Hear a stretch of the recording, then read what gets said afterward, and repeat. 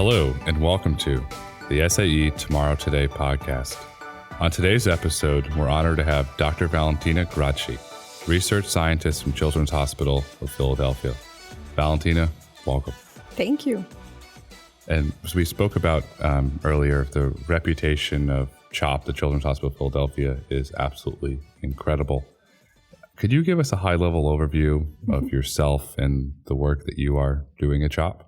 Yeah, sure. So I'm a scientist at CHOP. I do research.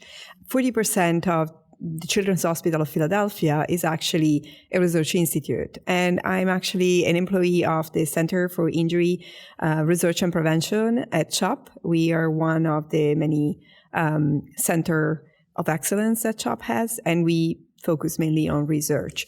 But because CHOP is a hospital that has a research institute, our research can be really translational. So because we have direct contact with the stakeholders, particularly at the Center for Injury Research and Prevention, we talk directly to the industry, and particularly to the automotive industry. We have a direct channel of communication with them, besides receiving funding from them for our research. And so that helps the research to be translational, basically. What I do at the Center for Injury Research and Prevention at CHOP is research in automotive safety.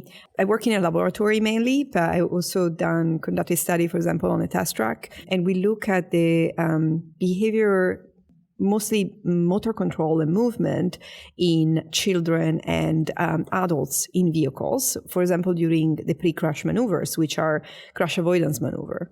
And particularly my work is also oriented towards the autonomous vehicles, because one of my interests is to look at the effect of warnings, and particularly warning that are based on our physiology, so warning that exploit our startle reflex to make you act faster. In my research particularly, I look at two populations, adults and teen drivers, because there is a lot of research on adults. There is a less focus on teens. And what we do at CHOP is really trying to find technological solution that see teens in the front hand, because teens and children are not just tiny adults.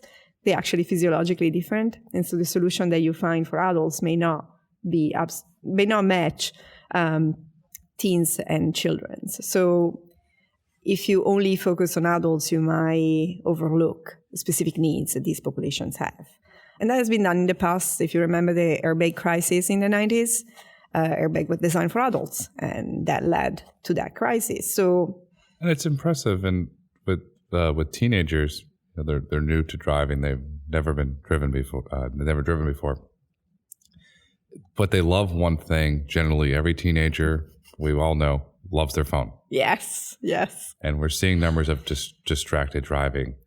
Is that having any material impact on your research? Because that's a huge trend that wasn't here even 12 years ago. Yeah, that's a very good question. Particularly my research has targeted the use of phone in children. So when I was in teenagers, when I say children, I kind of include teenager and also little kids. But in this case, teen drivers, we know that are very affected by the phone. And our center have done research that understand what kind of distraction and disruption the phone provide to these teen drivers. My research in particular, research on warnings in autonomous driving, it's as particularly targeted teens because they respond differently to the warning as adults do. One of the warning that I design on a startle reflex seems to work good in a very good way on adults, but it doesn't as much on teens. And teens seems not to be responsive or understanding the urgency of the situation like adults do. So yeah, I think teenager is a good population to target because particularly when they are at the phone, their posture in the car is different and seems to be different from the one that adults have. And so the phone make them lean forward, and that means that they might not be in the optimal position within the seatbelt. And so if the car goes in a crash, then they might sustain different injuries or greater injury than an adult that doesn't have a phone in the hand.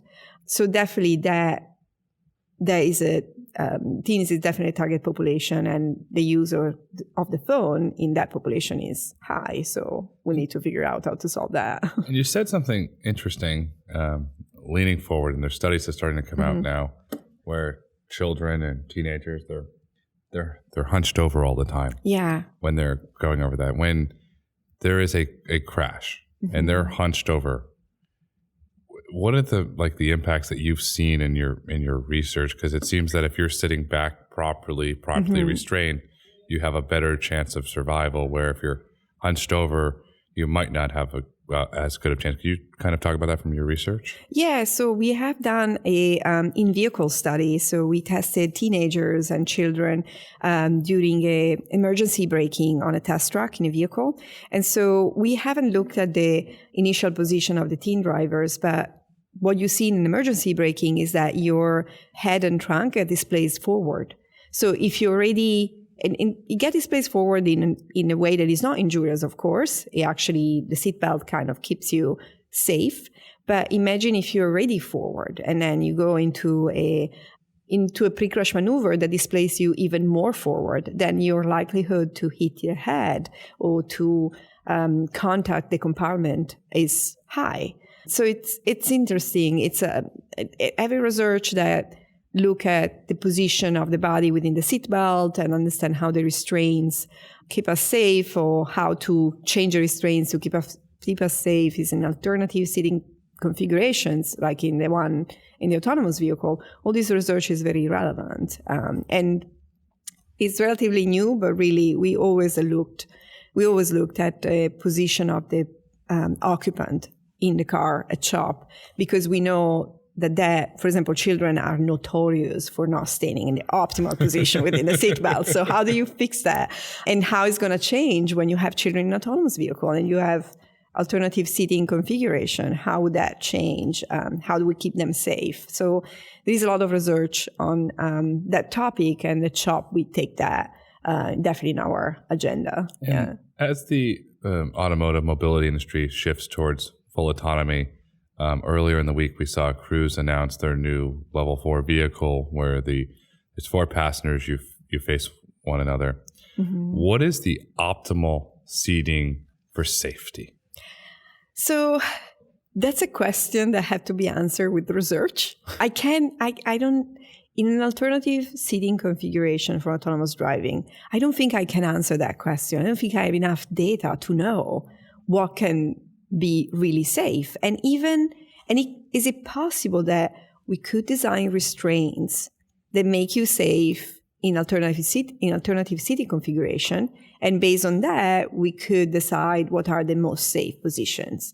Of course, with the traditional restraints that we have now, applying just take them as they are now and putting them in a situation where you have an alternative seating position, they might not be as safe because they've been designed for the current vehicles where you're sitting in a specific position. So we cannot just translate them in a alternative seating configuration without testing them.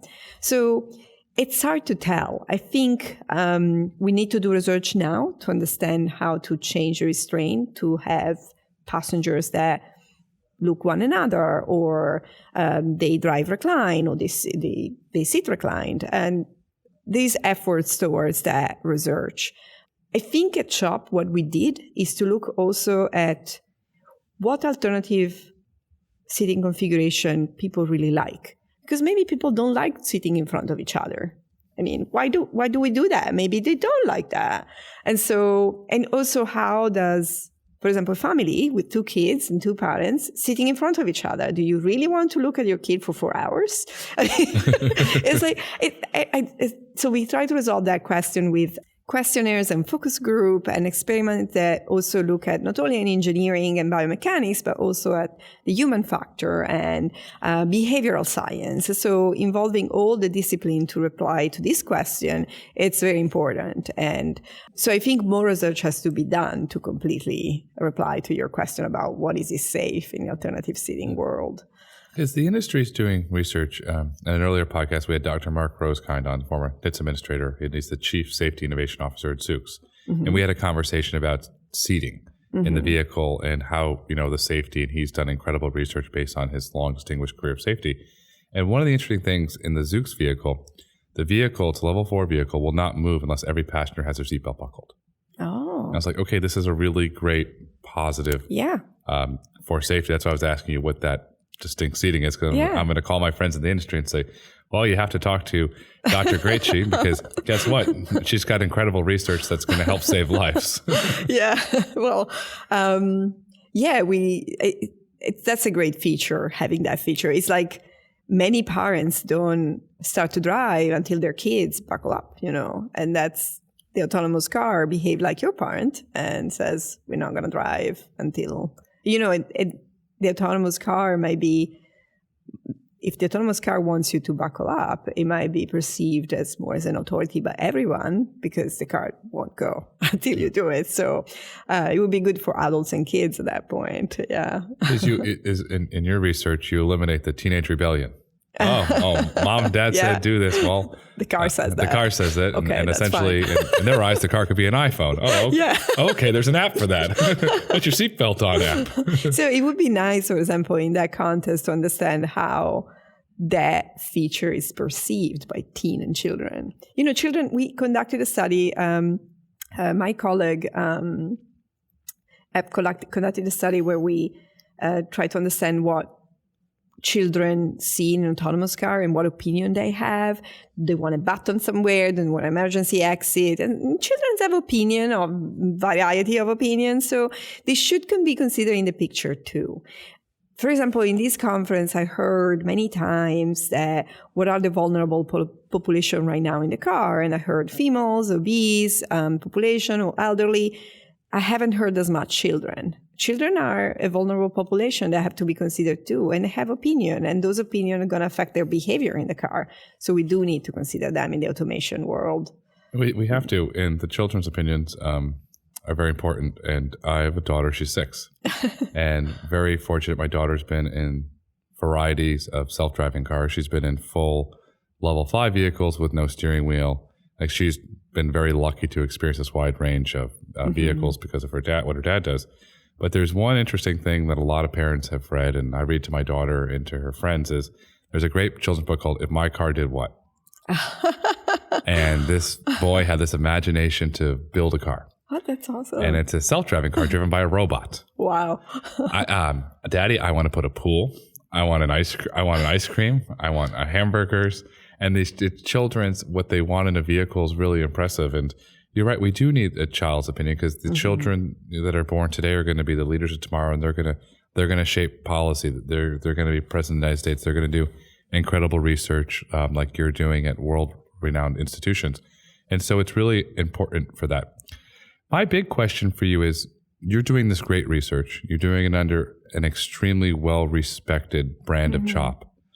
Why is it being done at a world-renowned children's hospital? That's a very good question. I think if a hospital is addressing the health of children in a very holistic way, then it has to consider traffic injury prevention and traffic injury in their topic of research and topic of investigation, because motor vehicle crashes are the leading cause of death for disability and death in children. So that's very important.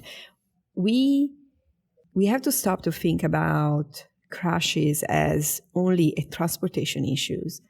It's a health issue too.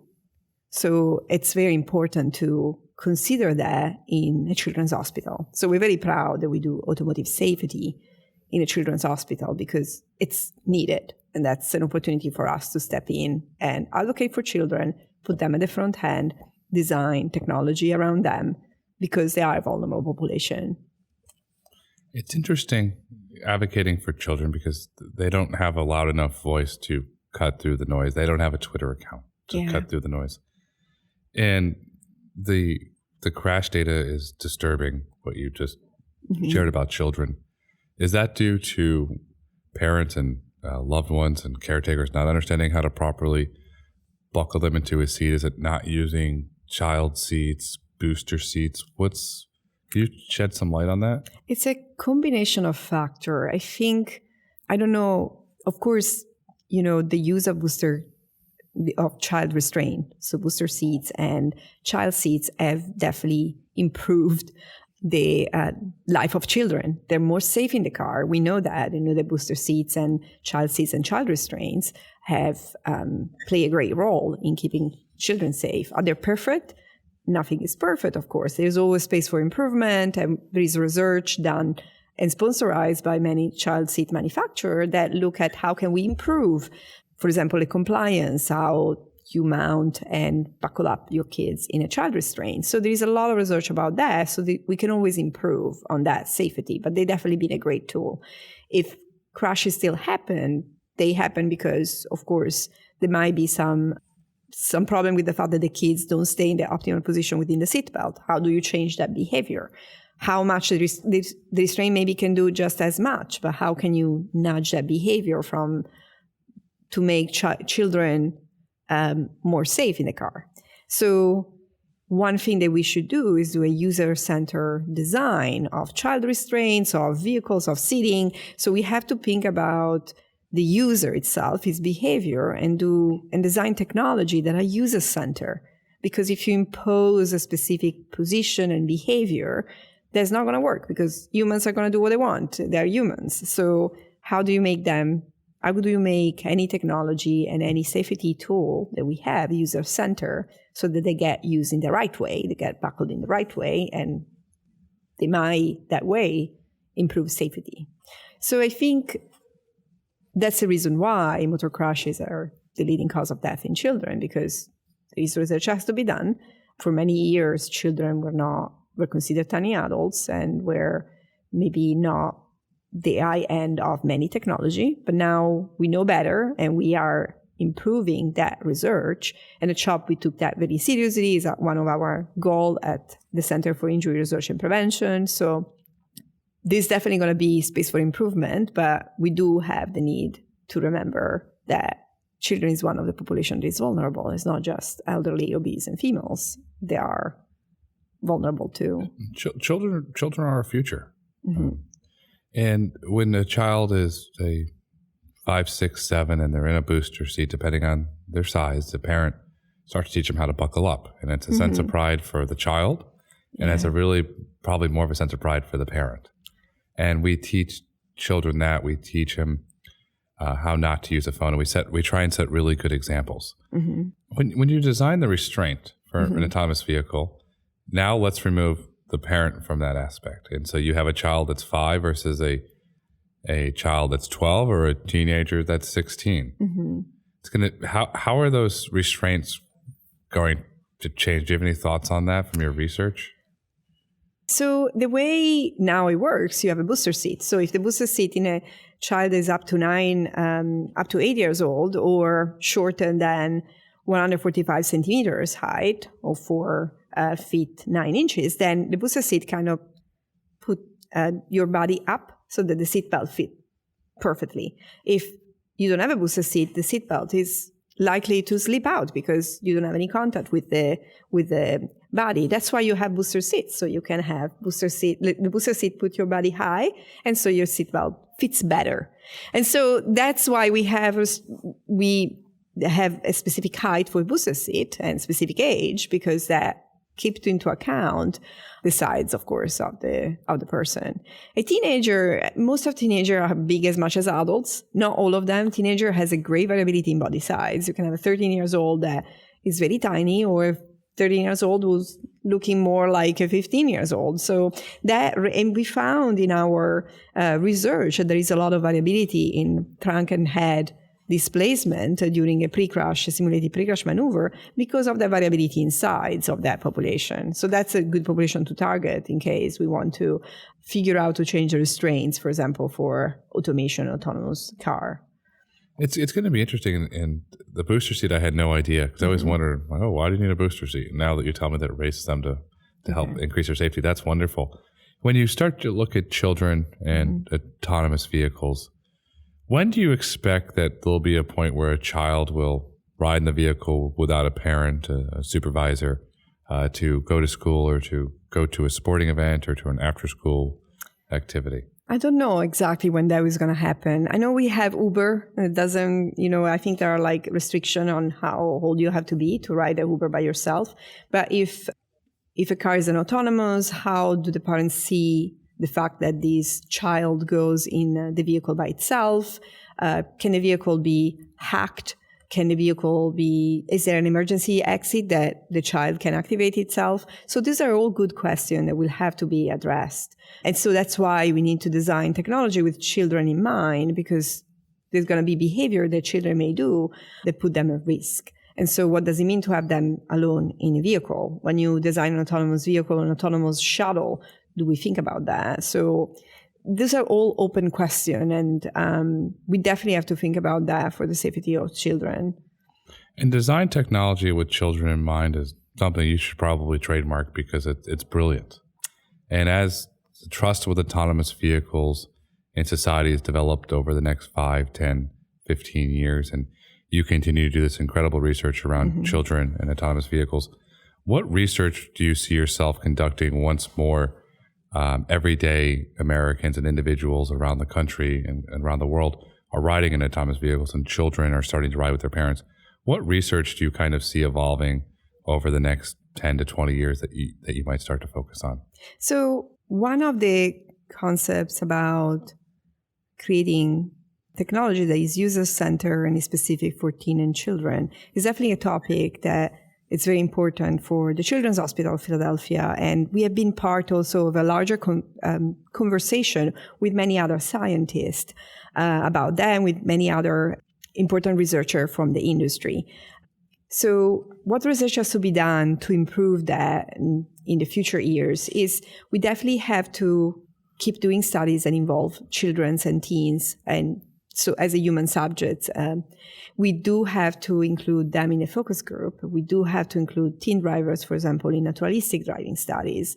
We do have to test them in setting where we look at pre-crash maneuver, at takeover scenarios, or how they would behave in a vehicle setting where there is no steering wheel and we have technology that allows them to interact with the vehicles that are not looking like the technology that we have now. So we definitely have to look at that type of research. And as we look at that research, I think it's really important to keep in mind that we have to design technology with children in mind. And I like to really thank Dr. Valentina Graci for coming on the SAE Tomorrow Today podcast and sharing your absolutely incredible vision and research around autonomy in children. And it's a topic that I hope that more individuals will continue to study and engage with Valentina and have these discussions, because they're really important, because the children today, they're our future. And it's been an absolute pleasure to have you on, and thank you very much. Thank you. Thank you for listening to SAE's Tomorrow Today podcast. If you've enjoyed this episode, please kindly rate it, share your feedback, we love comments, and subscribe on your favorite podcast platform. For more information on SAE and SAE podcasts, be sure to visit sae.org/podcast and follow SAE on social media at SAEINTL on Twitter and Instagram, and at SAE International on Facebook and LinkedIn. SAE International makes no representations as to the accuracy of the information presented in this podcast. The information and opinions are for general information only. SAE International does not endorse, approve, recommend, or certify any information, product, process, service, or organization presented or mentioned in this podcast.